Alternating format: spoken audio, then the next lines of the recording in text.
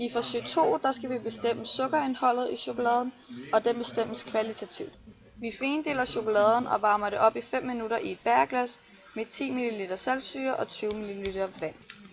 Her filtrerer vi opløsningen og måler pH-værdien til 1.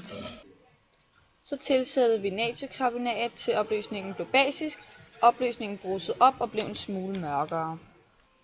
Her laver vi en fællingsprøve, hvor vi konstaterer, om der er protein eller sukker i vores blanding, eller begge dele.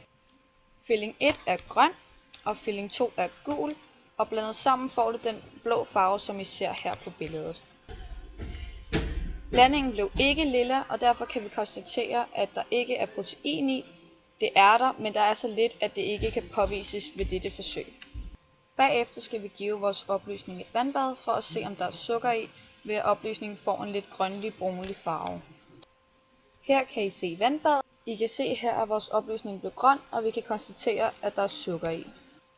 Vi skulle opløse vores chokolade i vand og tilsætte lidt ud for at teste, om der var stivelse i. Der skulle have kommet et blåligt sort bundfald, den farve I kan se på papiret, men det kom der ikke, og derfor konstateres der, at der ikke er stivelse i. I forsøg 3 skal vi bestemme fedtindholdet i vores chokolade. Her findeler vi 10 gram chokolade og tilsætter 30 ml rensebenzin.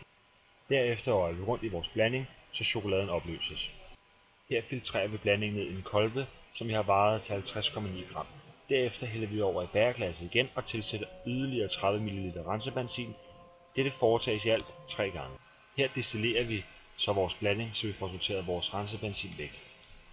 Nu er der så kun fedtet tilbage. Kolben vejer nu med fedt i 55,5 gram. Det vil sige, ud af de 10 gram er 4,6 gram fedt. Det passer ikke helt med vores varedeklaration. Tak og slut fra Miki og Camilla.